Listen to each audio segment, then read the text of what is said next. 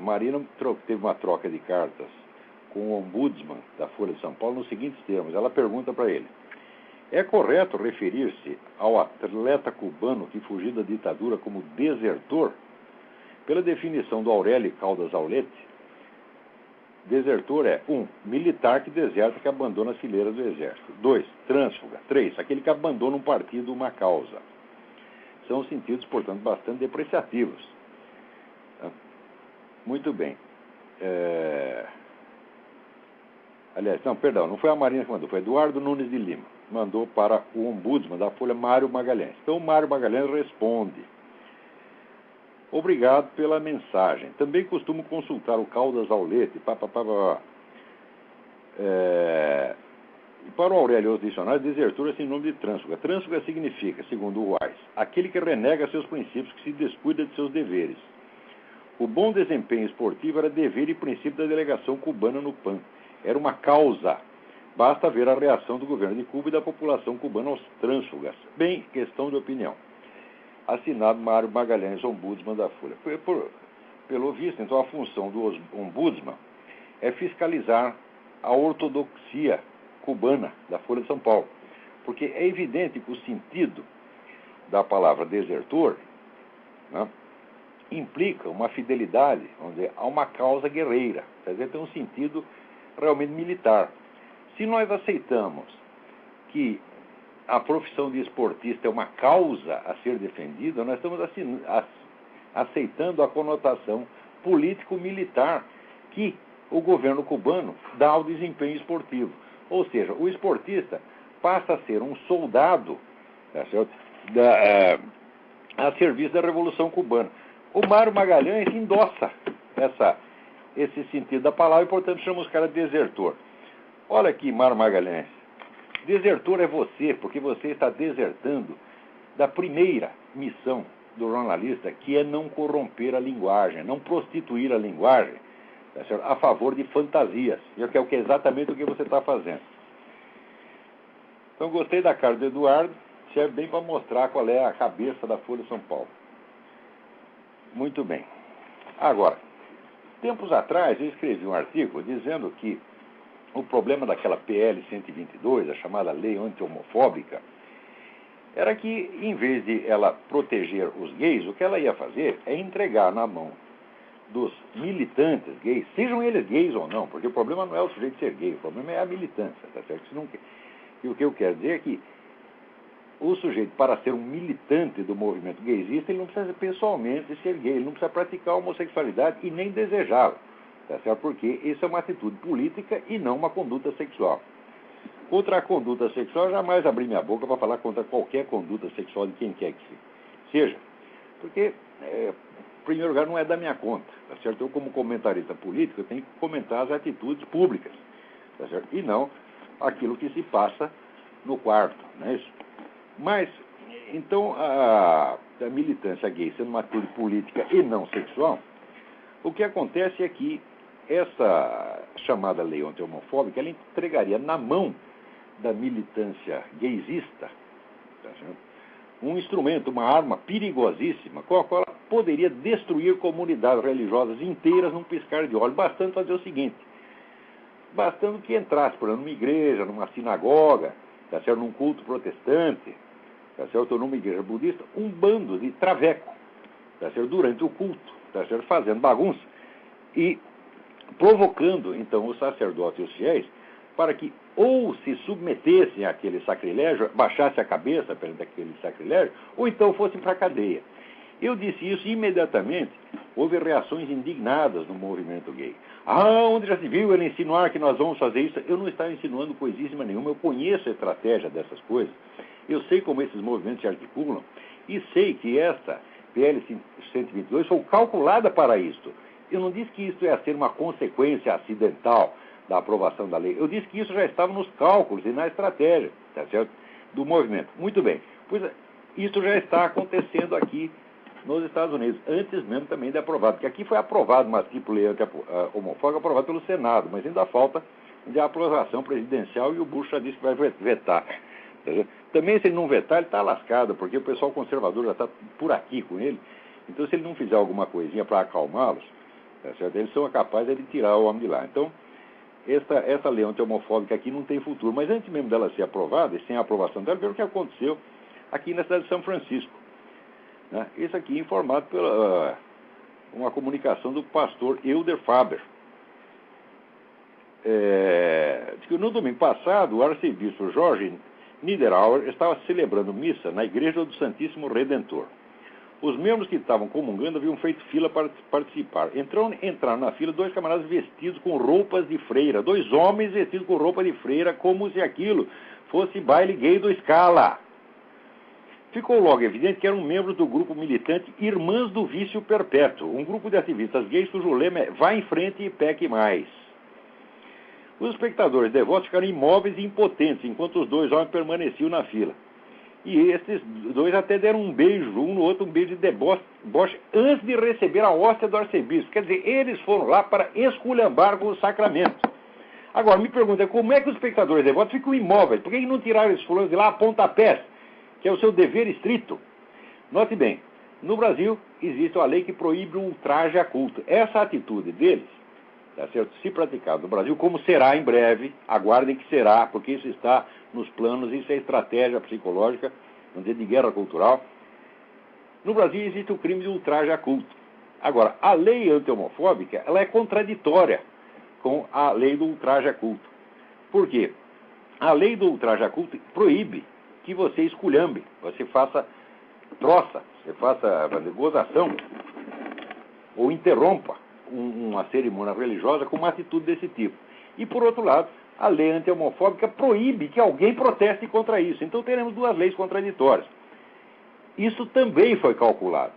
Ou seja, a promulgação de leis contraditórias é também uma tática constante do movimento revolucionário para criar o caos e a desorientação. E a PL 122 se destina a isso. Preste bem atenção, a PL 122 não tem nada a ver com conduta sexual de quem quer que seja. A vida do gay com isso aí não vai melhorar nem piorar, vai continuar tudo mais ou menos a mesma coisa. A vida dos outros é que vai virar um inferno. A vida dos cristãos, dos religiosos, cristão, judeu, budista, esses aí é que vão ter problema. E o problema é exatamente isso. Quer dizer, você está lá, oficiando um rito religioso, entra um sujeito, né, barbudo, bigodudo, vestido de freira, ajoelha ali para receber a hóstia consagrada e você vai ter que dar a hóstia para o sujeito. Você vai ter que fazer de conta que aquela gozação sinistra, descarada dele é uma coisa normal e bem educada, e você vai ter que reagir educadamente diante disso? É claro que não. Esse arcebispo, né, inclusive o promotor público municipal de São Francisco, percebeu que a coisa era tão absurda, tão ofensiva, tão insultuosa, que ele sugeriu que iniciasse um processo. Mas o arcebispo de São Francisco recusou-se a processar os caras. Mas que raio de arcebispo é este, meu Deus do céu? Quer dizer, que omissão, que covardia é essa? São esses camaradas, tá certo? Que Deus diz que no juízo final vai cuspi-los da sua boca. Você está entendendo? Quer dizer, Deus prefere um sujeito que é um pecador, que é um sem vergonha, mas que defende a honra do nome do Senhor, do que um arcebispo, quer dizer, um sujeito consagrado, que se omite e deixa o inimigo fazer troça do sacramento. Tá certo? Agora, é incrível isso aqui. Né? Também, na mesma semana, a Ann Coulter, né,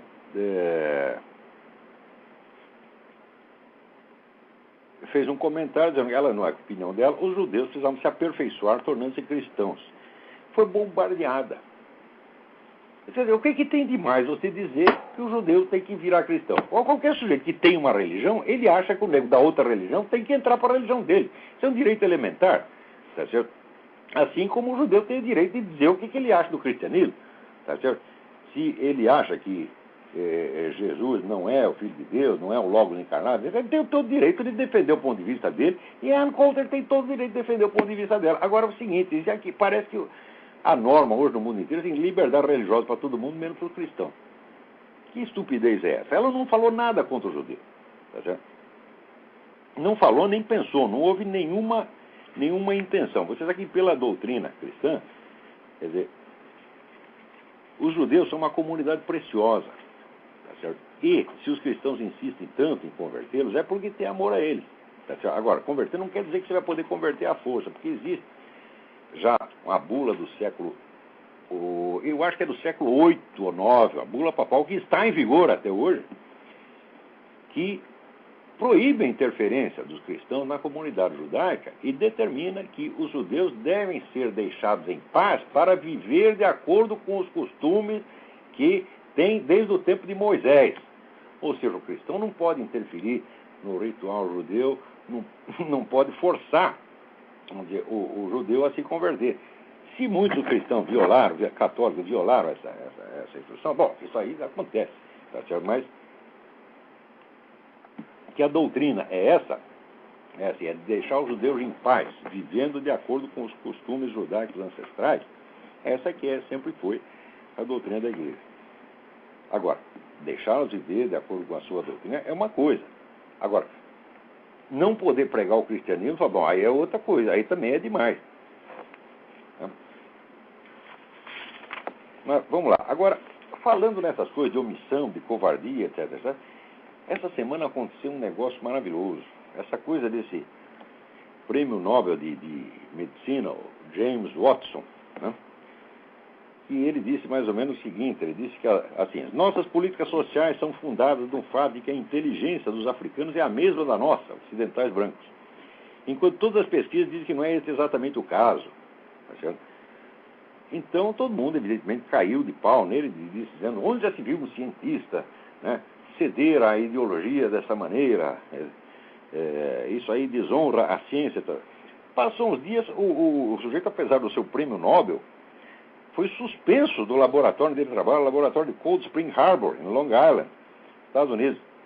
Ou seja, está todo mundo caindo de pau no tal do prêmio Nobel. Agora, isso é uma ocasião excelente para lembrar a vocês algumas coisas que depois eu vou detalhar melhor com fonte e tudo no meu artigo, provavelmente o artigo, não sei se o artigo, Jornal do Brasil, do Diário do Comércio.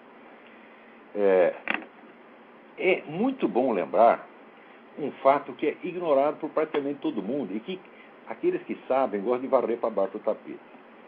O racismo é um filho da mentalidade científica moderna. Ele é um filho da ciência moderna. O racismo não é filho da religião, não é filho das tradições culturais judaico-cristãs, tá certo? O racismo é totalmente desconhecido até o advento da ciência moderna. Isso aí é uma coisa que está muito bem demonstrada no melhor livro que existe a respeito, que é History of the Race Idea, de Eric Wegener. Na verdade, é o único livro que trata deste assunto precisamente sob esse aspecto, da onde surgiu a ideia de raça. É muito fácil você perceber que não pode existir racismo se não existe a ideia de identidade racial. E que a ideia de identidade racial não podia existir antes que o conceito biológico de raça aplicado ao ser humano existisse. E isso só aconteceu no século XVIII, com os biólogos modernos, tá certo? Que, tratando o ser humano apenas como uma espécie animal, tá certo? Então, delinearam o conceito atual de raça. Antes disso, você pode haver briga entre comunidades, mas jamais definida racialmente. Não é isso? Então, por exemplo, você vai ver que a Igreja Católica, desde o início, ela teve bispos, cardeais, negros, africanos, sempre teve santo africano. O problema da raça nem entrava em cogitação, por quê? Porque não havia a noção, vamos dizer, de raça no sentido atual. Tá certo? Havia a noção, vamos dizer, de nações, mas nação entendida mais como comunidade religiosa. E é por isso que, se você procurar toda a doutrina católica, todas as sentenças dos papas, as decisões dos concílios, as obras dos doutores da igreja, você não vai ver nem de longe, você não vai ver a menor insinuação de que haja uma superioridade dos brancos sobre os negros. Isso aí surge com a ciência moderna. Então, o pessoal defensor da mentalidade científica fica, sabe, arrotando bons sentimentos e querendo fazer de conta que o racismo é incompatível com a ciência. Não, senhor, o racismo foi inventado por vocês. Tá? Foi inventado pela ciência moderna. Eu não tenho grande respeito pela ciência moderna, não. Eu já estudei bastante a história dela para perceber que ciência e ideologia é uma coisa indiscernível. Tá vendo? Agora, eu digo, você não encontrará essas frases como essa do seu James Watson, né, em nenhum livro da doutrina cristã. Mas você as encontrará nas obras dos grandes ídolos do movimento progressista, revolucionário e cientificista moderno, como, por exemplo, Voltaire, Karl Marx e Charles Darwin. É isso? Então, esses são ídolos intocáveis, especialmente Charles Darwin. Mas o James Watson, se fala esse negócio, todo mundo cai de pau. Ora, o que James Watson disse é praticamente uma transcrição de uma frase de Charles Darwin, que eu vou citar depois no meu artigo. Porque Darwin diz o seguinte, ele diz que todas, vamos dizer, numa tribo de índios, os caras que são incapazes, que têm QI mais baixos, mais burrinhos, mais fracos, são abandonados e morrem. Ao passo que as nossas políticas sociais protegem os incapazes, então os incapazes se multiplicam, e que isso é contra a evolução, e que isso é um absurdo. O que o Watson está dizendo é quase uma transcrição do que está no livro do Charles Darwin. Então é o seguinte, os caras fazem de conta que a ciência está acima de todas as questões, tá certo? E a ciência é intocável, que o James Watson está sendo, vamos dizer, infiel à mentalidade da ciência. Eu digo, não, ele está sendo fiel, e ele não presta por isso mesmo. Você está entendendo? Porque ele não presta e Charles Darwin também não presta. Mais ainda, Charles Darwin não apenas disse isso, é exatamente isso com relação às políticas sociais, mas ele era favorável à destruição de raças inteiras. Ele achava que era um processo evolutivo normal, que no processo da evolução, as raças superiores têm que liquidar as raças inferiores. Isso está escrito no livro A Ascendência do Homem, com todas as letras.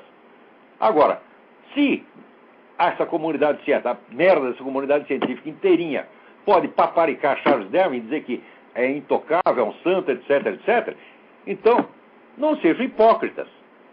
Então, não façam de conta que vocês não gostam do que o James Watson disse, porque vocês gostam sim, vocês só não gostam de dizer em público. Porque em público vocês gostam no James Watson. Depois vocês vão ler lá o Charles Darwin com o meu prazer de um moleque que lê Playboy no banheiro. Você está entendendo? É isso que vocês fazem. Então, a ciência moderna, um dia eu vou explicar isso melhor, que no programa não dá tempo, eu já dei inúmeras aulas sobre isso. A ciência moderna nasceu tão entremesclada a ideias ocultistas, místicas e a preconceito ideológico, que tinha uma coisa inseparável da outra. A ideia de que existe um conhecimento puramente científico, tá certo? Inacessível a essa influência ideológica, não tem não, porque para você se livrar desse ranço ideológico, precisa uma coisa que a ciência não lhe fornece, é que é uma coisa da autoconsciência crítica. Você precisa ter a noção dos seus pecados, você precisa ter o exame de consciência. Isso aí não tem ciência que ensina a fazer. Você está entendendo? Então, o que eles fazem? Eles apagam a consciência e põem no lugar da consciência um fetiche chamado ciência. E daí mentem pra caramba. Essa mesma coisa da liquidação das raças inferiores, Karl Marx diz a mesma coisa. Karl Marx acha também muito natural que as raças superiores acabem com as raças inferiores. Tá certo? E Karl Marx não era só racista doutrinariamente, era racista pessoalmente. Ele tinha preconceito até contra o genro dele, porque o genro dele era preto, mulato. Tá certo? E ele vivia falando mal do cara por ser preto, mulato. Negro pernóstico. Tá certo? Que nem eu conhecia uns tipos antigamente. Em São Paulo tinha uns caras assim, de família antiga, né, descendente de senhor escravo, que ainda falava assim, negro pernóstico. Né? O Karl Marx falava igualzinho, porra. Agora, por que Karl Marx pode, Charles Darwin pode e o James Watson não pode? Se o James Watson não presta, eles também não prestam. Que é exatamente o que eu acho. Muito bem. Agora vamos lembrar o seguinte. Essa semana teve o problema de que o meu amigo Alejandro Peña Esclusa, que foi candidato a presidente da Venezuela, foi convidado para fazer uma conferência em El Salvador, participar de um foro permanente por la liberdade, e o governo do senhor Hugo Chávez proibiu que ele saísse da Venezuela. Quer dizer, como é que é isso? Então já fechou a fronteira, já virou Cuba. Tá certo? Agora, é evidente que a mídia venezuelana não noticiou um treco desse. Por quê? Porque a mídia venezuelana está estrangulada também. Quem divulgou a coisa aqui no Brasil foi a minha amiga Graça Salgueiro, no site Nota Latina, que ainda continua, a meu ver, a melhor fonte de informação sobre o que está se passando na América Latina. Depois que saiu lá, começou a pipocar a reação. Inclusive, El Diário de Hoy, São Salvador, né, escreve contra isso, né? Agora, você vê, eu não acho que a situação na Venezuela está tão ruim, não. O pessoal faz do Hugo Chávez um fetiche. Eu acho que na Venezuela está muito melhor que o Brasil, porque na Venezuela tem oposição. Essa semana não teve duas manifestações importantes da oposição. Primeiro, um grupo de estudantes que destruiu, né, um monumento que celebrava esse monstro ridículo, grotesco desse Che Guevara. Tá certo? Os camaradas foram lá e destruíram o monumento. Não era nem para fazer o monumento. Se destruiu, você fez muito bem em destruir. Tá certo?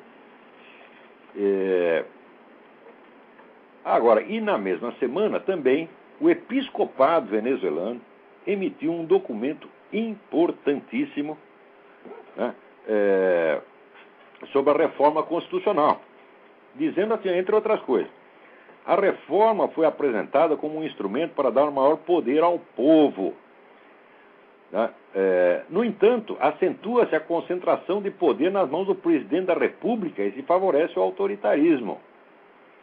Ponto central dessa reforma é que a Venezuela se transforme de um Estado democrático social de direito e de justiça, artigo 2 da atual Constituição, para ser um Estado socialista, artigo 16 da nova Constituição. Alguns artigos condicionam a participação do povo e a atividade dos cidadãos à construção do socialismo e da economia socialista. Isso limita a liberdade dos venezuelanos, aumenta-se excessivamente o poder do Estado, se elimina a descentralização e o governo controla muitos espaços da vida civil. Então, aqui também, os bispos venezuelanos lembram o seguinte, que existem muitos partidos socialistas e comunistas em todas as nações democráticas, mas não tem partido democrático, partido pró-capitalista em nenhuma nação socialista. Isso aí não pode. Tá certo? Então, isso aí já mostra o que é a essência da guerra assimétrica. Quer dizer, os socialistas querem, quando eles falam direito, liberdade, eles querem direito para ele, querem liberdade para ele, mas para os outros não. Na verdade, eles até declaram isso, porque era a tal da tolerância libertadora, como definiu Herbert Marcuse. Tolerância libertadora significa assim, toda tolerância para a esquerda, nenhuma para a direita. São palavras de Herbert Marcuse. Quer dizer que entre eles, na intimidade, eles confessam o que querem. Tá certo? Então, eu tenho insistido muito nessa ideia, que é fruto de longa investigação, de que a mentalidade revolucionária, não só socialista, mas de todos os movimentos revolucionários que tem no Ocidente dos últimos 4 séculos, tá certo? Essa mentalidade é uma coisa doente, não é só uma doença do espírito, é uma doença psíquica. E eu acho que isso é demonstrável. É uma doença mental. É uma doença, uma deformidade mental gravíssima. É um tipo de sociopatia, tá certo? E uma das características dela é a seguinte, é a incapacidade, absoluta incapacidade desses apóstolos da igualdade de tratar os outros como seus iguais. Eles tratam os seus adversários políticos com uma diferença que é mais do que de grau. É como se fosse a diferença ontológica, é como se pertencesse a espécies diferentes. É como se nós não pertencêssemos à mesma humanidade. Quer dizer, a diferença é tanta, né? Como diz o Che Guevara, nós, socialistas, somos o primeiro escalão da humanidade. Mas como primeiro escalão? O que é você, porra? Só porque você matou lá um bocado de gente, você passa por primeiro escalão da humanidade? E nós que não matamos ninguém, estamos lá na rabeira da cadeia alimentar. Em suma, essa presunção absolutamente demoníaca, que se arroga tanta autoridade, quer dizer, em nome de um futuro hipotético, eles acham que eles estão construindo uma sociedade melhor para amanhã, então, em nome da sociedade melhor, eles já podem fazer o pior hoje, porque já está tudo, não só perdoado, como premiado de antemão. É evidente que essa, vamos dizer, é uma mentalidade doente, e isso é o que define a mente revolucionária. Tá certo? E eu não acredito que pessoas que pensem assim possam conviver normalmente com os outros seres humanos. Eu acredito que são sociopatas, são pessoas perigosas, tá certo? E note bem, não é uma questão de que eu sou contra o socialismo ou contra o comunismo, não, eu sou contra toda e qualquer mentalidade revolucionária, porque eu acredito na unidade do movimento revolucionário, desde que surge com as primeiras seitas messiânicas, por volta do século XV, XVI, começa a formar essas seitas revolucionárias messiânicas, onde os negros, o que é isso? Eles querem o emprego de Jesus Cristo. Tá certo? Então eu fico com pressa, eu estou com pressa do juízo final, já que Jesus Cristo não fez, vou fazer eu. Então eles tomam o chicote da justiça nas mãos e querem castigar a humanidade para criar um mundo melhor. Mas essa mesma ideia é que transforma o mundo no pior. O mundo estaria muito melhor se não tivesse tanta gente tentando melhorá-lo, sobretudo desta maneira total e radical. Porque dentro da nossa limitação humana, nós podemos resolver problemas pequenos, um de cada vez, tá certo? Levando em conta as limitações da nossa inteligência, tá certo? Levando em conta a nossa própria corrupção interior, nós temos que tomar cuidado conosco mesmo. Nós não podemos ter tanto poder assim para reformar sociedades inteiras, muito bem para reformar a humanidade. Tá certo? Quer dizer, qualquer reformador da humanidade é, por definição, um sociopata, um genocida, um criminoso. E eu me pergunto, até quando as pessoas que não compartilham disso, as pessoas normais, vão aceitar a convivência com essas pessoas? A minha ideia é o seguinte, essas pessoas têm que ser carimbadas mesmo. Tu é um revolucionário, então você é um sociopata, você é um negro perigoso, não quero conversa com você. Tá certo? E eu acho que essas pessoas, vamos dizer que, uma coisa é você defender, note bem, a ideia socialista, por exemplo, que na ideia socialista do ponto de vista econômico. Eu acho, por exemplo, que o Estado tinha que ter mais controle da economia. Eu acho que a pessoa pode defender isso aí, tá certo?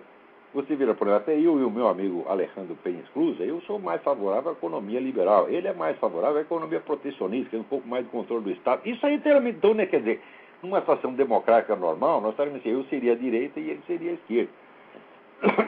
Isso é inteiramente normal. O que é anormal é a ideia revolucionária. A ideia revolucionária não quer dizer necessariamente ideia violenta.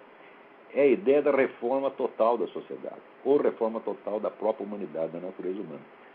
Tá certo? E, sobretudo, a ideia de que o futuro melhor que você diz representar te dá o direito, tá certo, de você cometer qualquer violência redentora hoje, tá certo, no presente.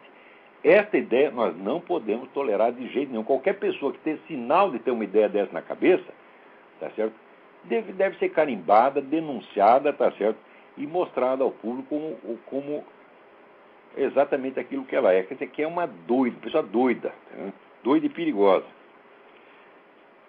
Muito bem. Agora, veja que coisa extraordinária. Aqui nos Estados Unidos teve aí uma votação para decidir, finalmente, se o inglês é a língua oficial dos Estados Unidos ou não. E vários que votaram contra. Agora, o curioso é que os caras que votam contra, tem vários camaradas que são candidatos a presidente. Joe Biden quer ser presidente, né? Hillary Clinton quer ser presidente, né? Aqui, John Kerry foi candidato a presidente, né? Joe Lieberman, isso aí é uma decepção. O Lieberman sempre foi um cara decente, sempre falou as coisas certas. Agora, de repente, inventa essa coisa, né? Olha, uma nação, já dizia o general Charles de Gaulle, dizia, a nação é 3 coisas. É a língua, é a religião e a alta cultura. Se você destrói a língua do país, destrói a religião dele, destrói a sua alta cultura, o país acabou. Os nazistas, os comunistas sempre fizeram isso, que essas 3 coisas que eles já entravam destruindo, essas 3 coisas. Agora, hoje em dia, não. Não é de fora, não é um invasor de fora, como acontece no Tibete. A China invadiu o Tibete 50 anos, está lá, já matou 1 milhão de tibetanos. Hoje não é mais assim. Hoje a invasão vem de dentro. Quer dizer, o inimigo paga os seus agentes, tá certo, para que de dentro proponha a destruição da língua, da religião e da alta cultura do país. Então está aqui, a dona Hillary Clinton quer destruir a identidade linguística do seu próprio país. Você imagina o que seria no Brasil? A gente diz, não, agora aqui não se fala mais português. Agora aqui a língua nacional é português, malaio, espanhol, né? Chinês e lituano. Tá certo? Você acabou com o país, porra! Né? Então esses 4 aqui, eu espero que os americanos não se enganem e que não votem em ninguém. Agora, eu acho que a Hillary não emplaca, não, porque tem tanto crime, tanta denúncia, tanta corrupção, é tanta sujeira, né? Que, olha, perto da Hillary, o Renan Calheiros começa a aparecer Madre Teresa de Calcutá. E isso está vindo à tona, agora que começou vindo à tona e vai vir mais ainda. Agora, com esse negócio de reformar a humanidade, tem gente na linha, vamos ver aí. Alô? Alô, Lavo. Quem está na linha? É o Fernando? Fernando, tudo bem? Tudo bem, e contigo? Tudo certinho aqui, diga. Bom, eu queria fazer uma observação sobre o comentário sobre a Venezuela. Eu ando aqui na internet vendo alguns documentários sobre o que acontece na Venezuela, e tem um documentário que é uma resposta ao documentário pró-chavista. Sim. Ótimo, me dê o endereço que a gente passa aqui aos ouvintes. Isso é muito importante. É o raio-x, o raio-x de uma mentira, ou radiografia. O raio-x de uma mentira. Quer dizer, você acha que o sujeito procurando com esse título no Google, ele acha? Ele acha em inglês, X-ray of lie. X-ray of a lie. Exatamente. E mostra que o golpe de Estado do Hugo Chávez, na verdade, foi uma mentira, não é? Uma propaganda. E eu fiquei bastante espantado que nunca sequer ouvi a divulgação desse documentário, já que o outro passa, inclusive, na TV Câmara, né? E que é ridículo. A TV Câmara é a TV Stalin. Então, é a TV Stalin. Exatamente isso, porque nós estamos no Brasil sem praticamente nada para nos informar e tem que ser mesmo na internet. A internet é a nossa salvação, como foi aqui nos Estados Unidos, como tem sido aqui. Aqui ainda tem internet e o rádio. No Brasil tem nem o rádio, tem só a internet. Exatamente. E, bom, basicamente era isso que eu gostaria de falar. E Muito boa a sua informação. Então procurem esse documentário The X-Ray of a Lie, a respeito do Hugo Chávez. Muito boa sugestão. Muito obrigado, Fernando. Ok, boa noite. Boa sorte aí. Igualmente. Agora aqui, o Fernando Portugal Muniz, não sei se é o mesmo Fernando, está perguntando o que eu acho a respeito das ideias do Sarkozy. As ideias são muito boas, eu adorei o discurso do cara. Agora, dizer uma coisa e fazer outra, tá entendendo? Espero que ele faça mesmo. Se ele fizer, ele vai ser o Ronald Reagan da França e vai levantar a França, porque a França hoje está de 4. Quer dizer, de 4 não, agora está começando a rastejar. A história da França é uma ironia, porque a França, logo antes da Revolução, era o país mais poderoso, mais rico da Europa e o país que mais prosperava na Europa. Desde então, desde a Revolução Francesa, começou a decair, nunca mais parou, tá certo? Né? Até que agora tá na mão aí dos árabes, tá certo? Então vamos ver se o Sarkozy levanta a França, né? Vamos ver o que não é. Tem tanta coisa aqui. Olha aqui. Vamos lá, peraí.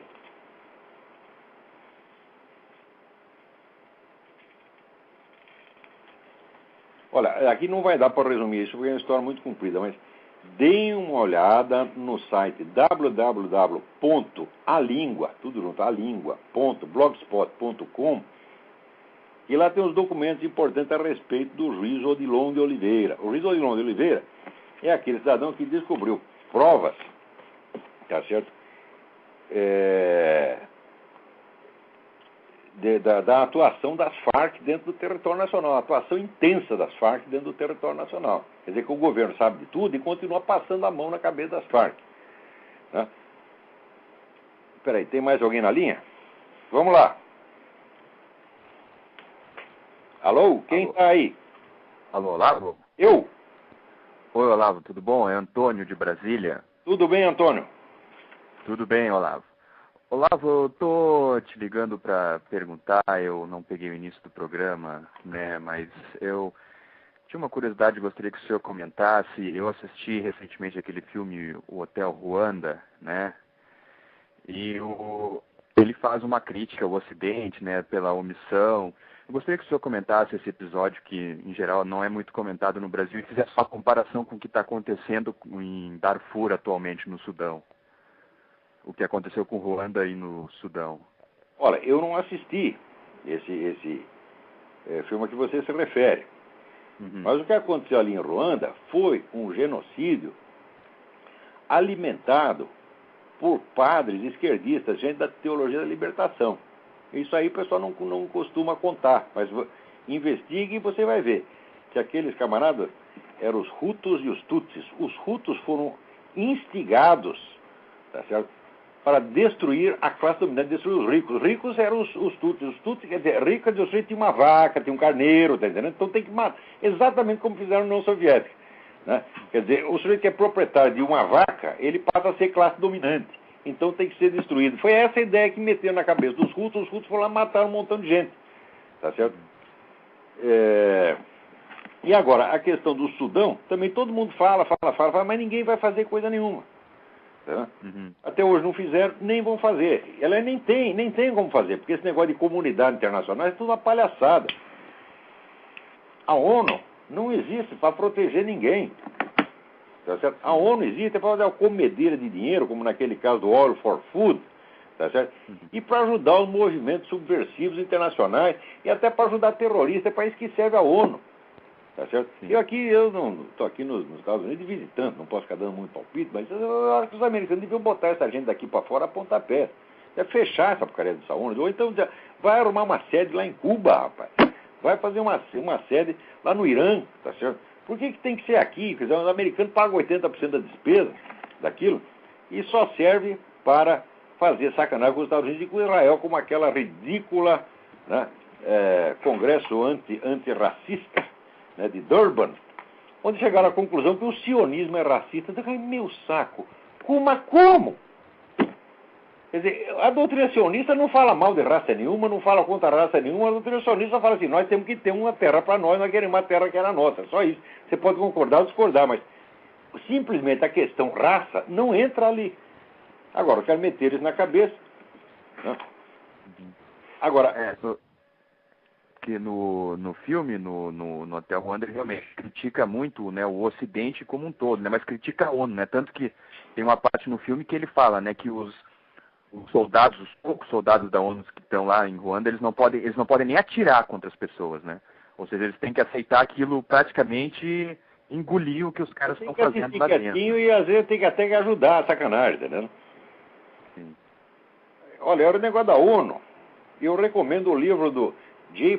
Edward Griffin, Griffin, que se chama The Fearful Master, o Senhor Temível. Tá certo? Esse livro vocês encontram em inglês todinho na internet, The Fearful Master. E ele conta bem esse episódio de Ruanda. É um negócio de você ler e vomitar. Uhum. Tá tudo lá documentado. Sim. Agora, vamos ter que passar aqui para dentro que já tem mais carta. Tá certo, então, Olavo. Obrigado. Obrigadão. Então, abraço. Sempre. Aqui, está aqui o Leonardo Torres. É uma pergunta muito interessante. Estou sempre atento às suas indicações de livros, pois tenho um sincero interesse em remediar minha educação deficiente. Todo brasileiro tem educação deficiente.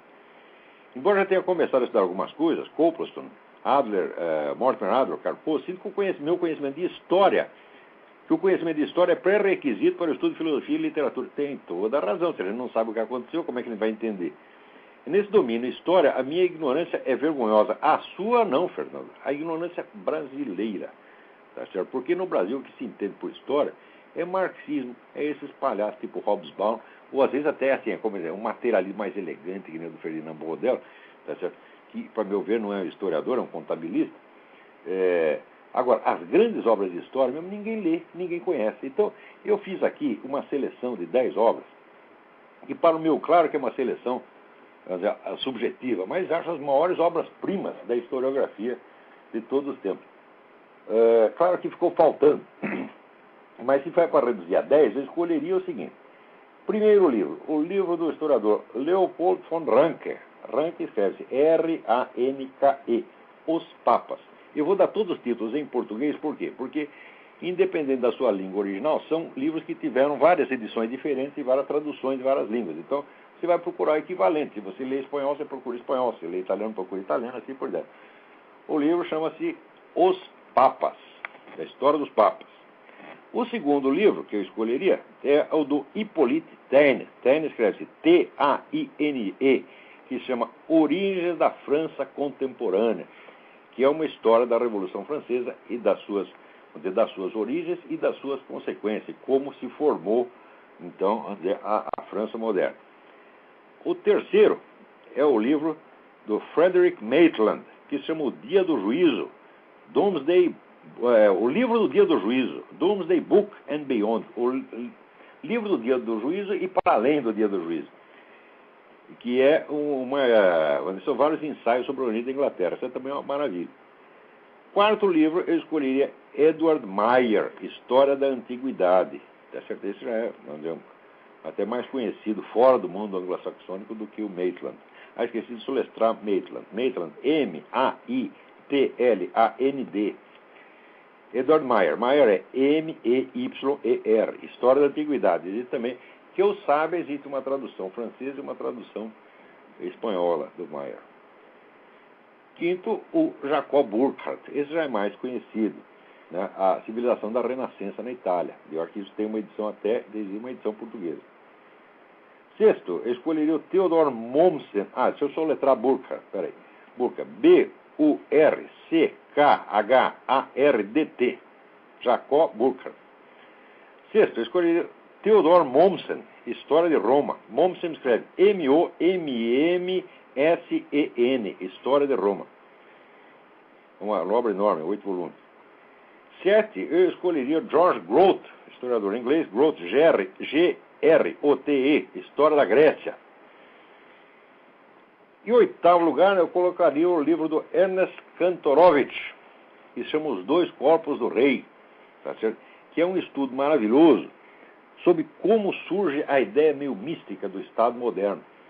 Como é que toda a concepção do Estado moderno surge de uma ideia perfeitamente idiota que se desenvolveu, foi se desenvolvendo na Idade Média, de que a pessoa do rei tinha dois corpos. Ele tinha um corpo biológico, um corpo anatômico, e tinha um corpo político, o qual era imortal. Então a mesma pessoa do rei tinha dois corpos. Dessa ideia surge o Estado moderno. Sei que a ideia do Estado moderno é toda maluca também. Kantorowicz escreve-se Kantorowicz.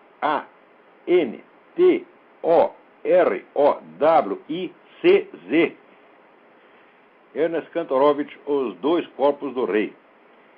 No lugar, infalivelmente, o livro do Johann Huizinga, O Outono da Idade Média, ou O Declínio da Idade Média. Talvez o livro de história mais bem escrito que alguém já fez. Huizinga escreve-se, é o historiador holandês, Huizinga, O Outono da Idade Média. Isso eu tenho certeza que tem a tradução brasileira, né? E, por fim, o livro do Modris Eksteins. Eksteins escreve-se Ekstein's, que chama Ritos da Primavera. Eu acho que isso também tem uma edição brasileira, mas parece que estava custando os olhos da cara. Então, Modris Ekstein é historiador que nasceu na Látvia, e neste livro ele estuda a Primeira Guerra Mundial do ponto de vista cultural e psicológico, mostrando que ali se enfrentaram duas concepções de civilização. Uma civilização mais conservadora, mais estável, representada no caso pela Inglaterra e pela França, e uma concepção revolucionária, modernista, representada pela Alemanha. E que a derrota militar da Alemanha não significou a derrota concomitante da mesma mentalidade modernista revolucionária, mas ao contrário. Você perdeu no campo militar, mas ganhou no campo cultural e psicológico. Então, esses são os 10 livros de história que eu mais gostei na minha vida.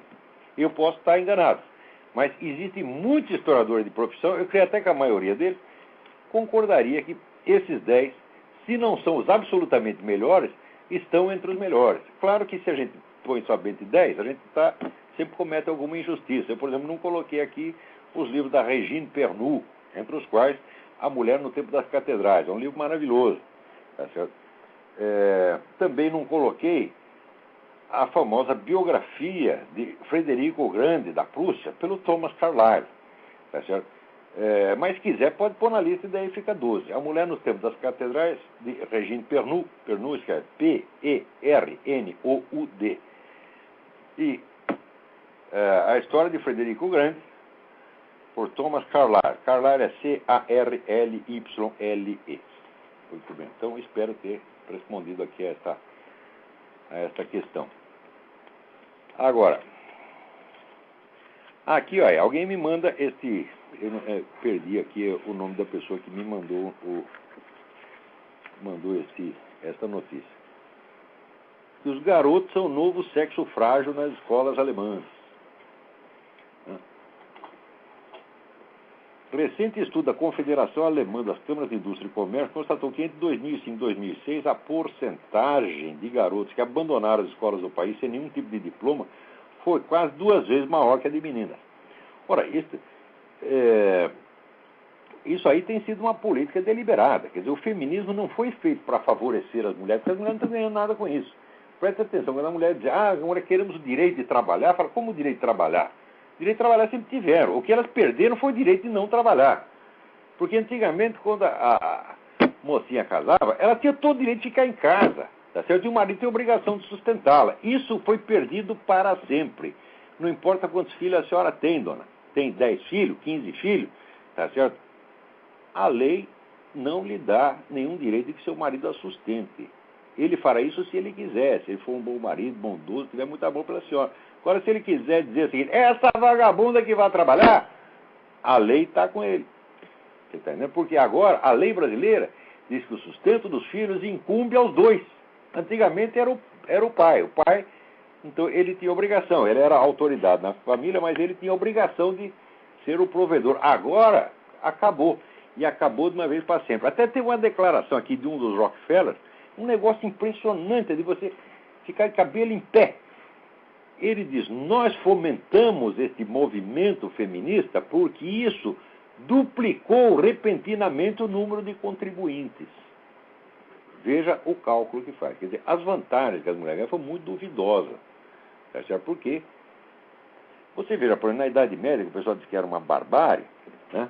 Era proibido, por exemplo, você levar um combate, levar uma guerra para dentro das cidades, porque podia atingir as mulheres, as crianças, os velhinhos e tal. Agora não, no século XX, a primeira coisa que o nego faz é bombardear logo a cidade para acabar logo com as mulheres, as velhinhas, as crianças, tudo. Quer dizer, perderam aquele direito de estar resguardado. Tá certo? Peraí, estou explicando aqui, já tendo um minuto. Perderam aquele direito de ser defendidas pelos seus maridos. Porque você vê, a autoridade do homem deriva do fato, não do fato dele ser o provedor, mas do fato dele ser o defensor. Quer dizer, o negro que tem o dever não apenas de sustentar a sua família, mas de morrer para defendê-la. Esse é um dever milenar do homem. É em função da sua função de defensor, de protetor da família, que ele tem autoridade. Qualquer pessoa que proteja você, tá certo, contra o inimigo, ela tem que ter autoridade. Tá certo? Como numa guerra, entra o que? Estado de sítio, então o negro do exército adquire autoridade para mandar na população civil, enquanto durar aquela situação. Né? Do mesmo modo, por exemplo, que se entrar, né? Eu lembro que uma vez entrou 4 sujeitos na minha casa, que me invadi lá. Né? Então o que eu fiz? Peguei as crianças e falei, você fica quieto, cala a boca, quietinho aí. E eu tinha ganho um revólver do meu vizinho. Tá certo? Se não tivesse ganho esse revólver, eu não estava aqui fazendo esse programa agora. Porque o pessoal fala mal de ter arma em casa. Se eu não tivesse, eu estava morto. M-O-R-T-O. Você tá entendendo? O que eu vou fazer em 4, cara? Vou bater em 4? Eu sou o Schwarzenegger, porra. Eu sou o o Van Damme. Não vai 4, não dá, porra. Né? Nem 2, às vezes nem 1. Dependendo do tamanho do negro, não dá para enfrentar, né? Então, se não tivesse armado, ia acabar a história ali mesmo. Então, o que você faz? Você baixa a repressão. Naquele momento você tem autoridade absoluta, porque é para defender a vida dos caras. Tá certo? Então, a autoridade do homem, do pai de família, deriva disto. À medida que o Estado foi assumindo isto, tá certo? Ele vai o quê? Vai desarmando os pais de família e a polícia passa a ter autoridade sobre você, a polícia e o Estado. E adquire uma autoridade, um poder sobre as mulheres e as crianças, descomunal, como agora na Venezuela, por exemplo, porque não existe mais vamos dizer, a autoridade paterna, o pátrio poder, agora pertence ao Estado. Então você não quer obedecer seu pai, você vai obedecer o Hugo Chávez. Olha, você acha que é vantagem? Quer dizer, o Estado são funcionários anônimos, mal intencionados, malignos, brutais, esses que vão mandar em você. Então, isto é o fruto do que o movimento feminista foi feito para criar essa situação. Tudo isso é para enganar trouxa, feminismo é para enganar mulher trouxa, tá certo? Gaysismo é para enganar viado trouxa, vocês não vão ganhar nada, gente, vocês vão se ferrar com essa brincadeira como as mulheres estão se ferrando. Porque hoje qualquer Estado, se quiser, ele convoca as mulheres para ir para a guerra. Antigamente, isso seria considerado uma desumanidade. Antigamente, os homens da cidade tinham que morrer para que as mulheres não fossem atingidas. Hoje, não. Os caras podem até mandar a mulher na frente. E você acha que isso é um direito adquirido? Ora, faça-me um favor, isso é uma empulhação. Né? Então, todo esse negócio foi feito, vamos dizer, também calculando para botar os meninos para baixo, para enfraquecer todo mundo. É o processo de feminização da cultura. A feminização da cultura não vai favorecer a mulher, não vai só desfavorecer os homens, e vai desfavorecer elas também a longo prazo. Tem alguém aí na linha? Vamos lá, quem é? Boa noite, professor. Aqui Boa é o noite. Rodrigo Guedes, do Rio de Janeiro. Quem é? Rodrigo Guedes, aqui do Rio de Janeiro. Guedes, tá tudo bem? Tudo tranquilo. Eu estava ouvindo agora o programa, o senhor não incluiria nenhum livro do Paul Johnson na sua lista, não? Entre os grandes historiadores, não. Ele é um excelente historiador, mas esses que eu estou falando, isso aqui são clássicos absolutamente imortais que vão, enquanto existir a ciência historiográfica, serão lidos, porque eles são modelos para os outros, né? Uma diferença entre o sujeito ser um bom historiador e ele ser um mestre criador que cria um gênero, entendeu? O Paul Johnson não criou gênero nenhum, ele simplesmente pratica alguns gêneros muito bom, muito bem, tem um domínio da coisa. Mas ele não é realmente um desbravador no terreno da historiografia. Mas esses 10 são modelos para todos os outros. Todos os historiadores têm que ler isso aqui e aprender. Ok, professor. Outra pergunta. Eu gosto do livro do Paul Johnson, adoro, acho muito bem escrito, maravilhoso, né? Inclusive tem vários indicados ali no Mídia Sem Máscara, a maioria foi publicada aqui no Brasil. É um excelente historiador, de qualquer maneira, pelo menos, é melhor do que o Hobsbawm. O Hobsbawm é um culhão mesmo. O meu professor de história que não ouça isso. Seu professor de história deve ser um semi-analfabeto. Quando ele vem conversar comigo aqui, nós damos um jeito nele. Empresta ele 5 minutos. Eu não resistiria nem 30 segundos. Um abração, professor. Sou emprestado. Eu peço emprestado. Já pedi o Lula emprestado, pedi o Hugo Chávez emprestado, pedi até o Fidel Castro emprestado. Ninguém me empresta, porra. Eu prometo que eu não vou bater neles, não. Eu só vou falar umas coisinhas para eles, fazer eles chorar, mostrar para todo mundo que eles são uns merda. São burros, incapazes e covardes. Não têm coragem para enfrentar as situações.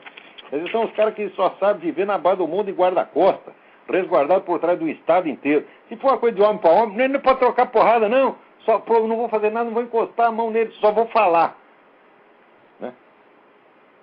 Agora, tem 2 assuntos aqui que eu preciso comentar de qualquer maneira. Então, obrigado pela sua participação. Obrigado, professor. Antes que termine aqui, eu queria aqui, parabenizar aqui o Miguel Najib, meu amigo Miguel Najib de Brasília, que é o responsável pelo site Escola Sem Partido, que ele tanto insistiu que ele conseguiu fazer com que a revista Época abrisse um debate sobre a doutrinação ideológica comunista nas escolas. Eu acho muito bom que tenha esse debate lá. Só quero lembrar uma coisa aos senhores. Foi por causa de tocar em assuntos desse que a minha coluna na época foi fechada.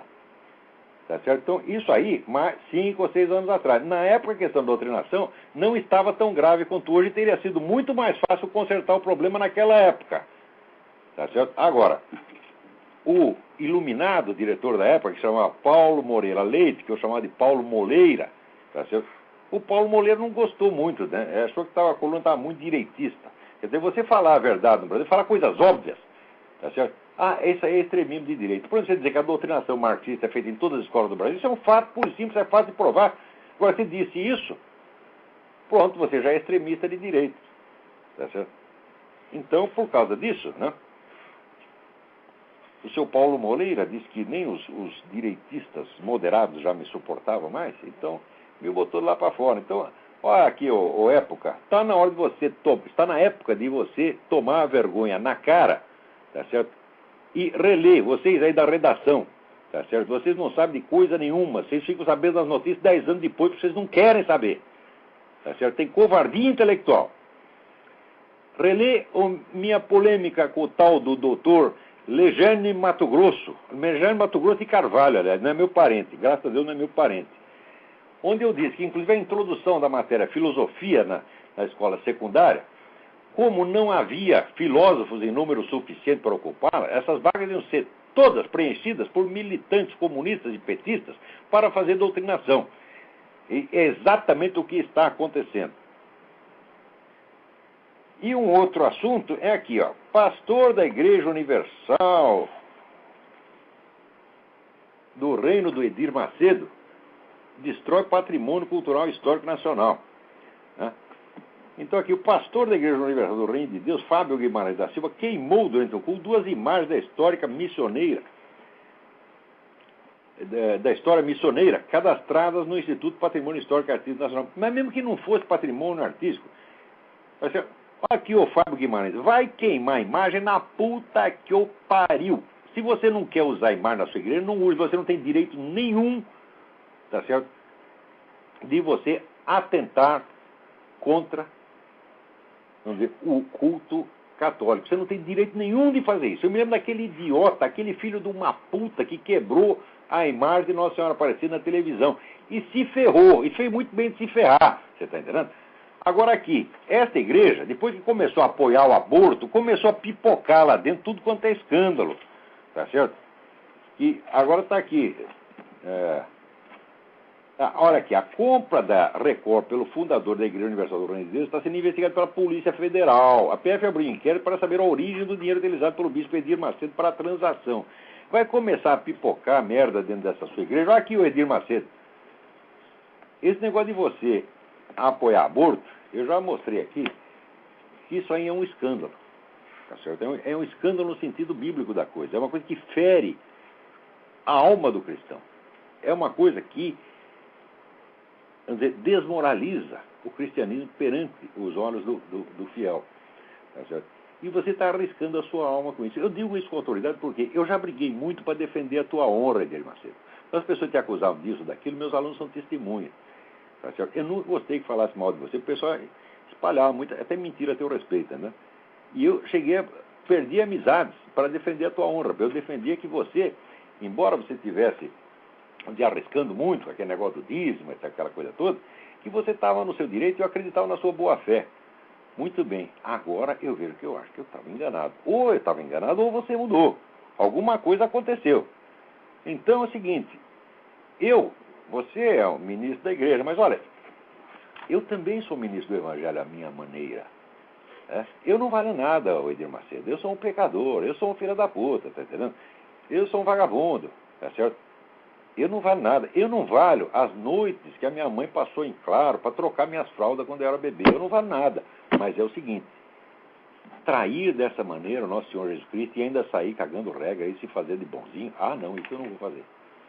Não vou fazer e não vou ficar quieto vendo você fazer. Então eu vou te lançar um desafio, Edir Macedo. Se você não se arrepender dessa coisa abortista que você está fazendo, a sua igreja vai cair. Muito em breve. Vai ser tanto escândalo, tanta roubalheira, tá certo? Que você não vai poder sair na rua sem as pessoas cuspir na sua cara. Então você toma cuidado.